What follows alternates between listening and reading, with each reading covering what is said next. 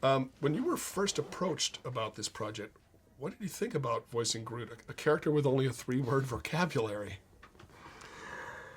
What made you want to do it? Well, I'll tell you exactly how it went down. Well, first of all, I had to do something. I found myself in a very interesting place last summer.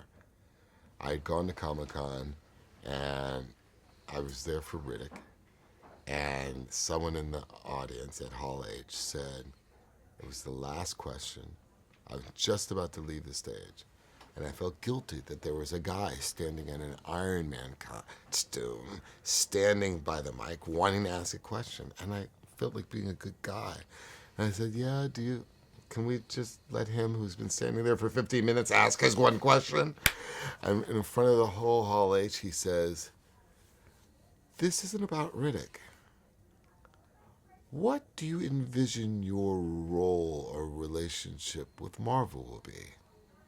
And everyone giggled and, we got you. I had no answer to that. The smug answers of, well, it's going to be really exciting, weren't really going to work and didn't really work. The next day, Kevin Feige was at that same Hall H, and they asked him, what is the Vin Marvel connection? 2 weeks later, when we were talking about it initially, we were talking about something that lived in 216, 217. Phase 3, a character we could build from the ground up.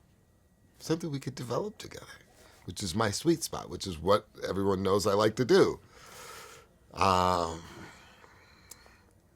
So when we tried to give that answer, the social media craze and frenzy didn't really accept that. They didn't really care about what you guys are going to develop. They wanted something now. And they had a lot of ideas about what could be now. Calls me up. He says, 2 weeks later, Kevin Feige says, we have something that's, we're so excited about what we're going to do in the future. But we have something that's immediate. We felt what you felt. And he says to me, I just did a press conference for Captain America, the new Captain America, and the first question they asked me was, Vin Marvel, what's the answer? We feel like we have something that could be really cool and really exciting, and it's in Guardians of the Galaxy. There's only 3 words in this line, but don't answer now. Don't answer now. Please look at the conceptual art and answer after. Take your time and answer. I go home. I bring the book of conceptual art. I grab the kids. I gather them around, and I say, which character do you think Marvel wants Daddy to play? And they all pointed to the tree. And something in that moment said, okay, well, this is the challenge that is before me, and there's something obviously significant about it if my kids can automatically. That's how that happened. Got it. So how did you go about getting to the essence of Groot and making those 3 words resonate? It won't make any sense, but the place where it started was these jumping stilts. It doesn't make any sense. I know it doesn't make any sense because it speaks to a physicality and not to the voice. But it started with me being 7.5 feet tall. And I got these jumping stilts, and I started to use them to get into the group mode. And I started to feel all kinds of things about being 7.5 feet tall. At times, I felt very powerful, and at other times, I felt very self-conscious. And I almost wanted to be 6 feet again. And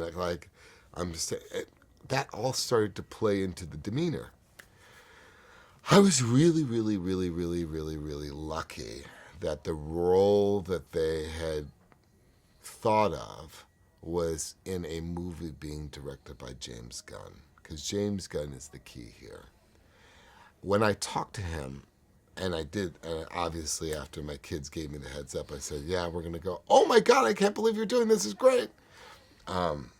obviously as a thespian and as an actor my whole life, not much more is more, and there's not much more challenging a task than portraying a role where you're not allowed to use your mannerisms, you're not allowed to use your physicality, you're not allowed to use your vocabulary, and you're limited to 3 monosyllabic words to convey everything.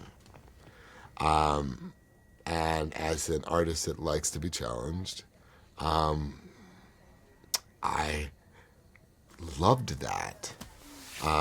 But it was James Gunn that, when I came into the ADR booth, had a 50-page document on the...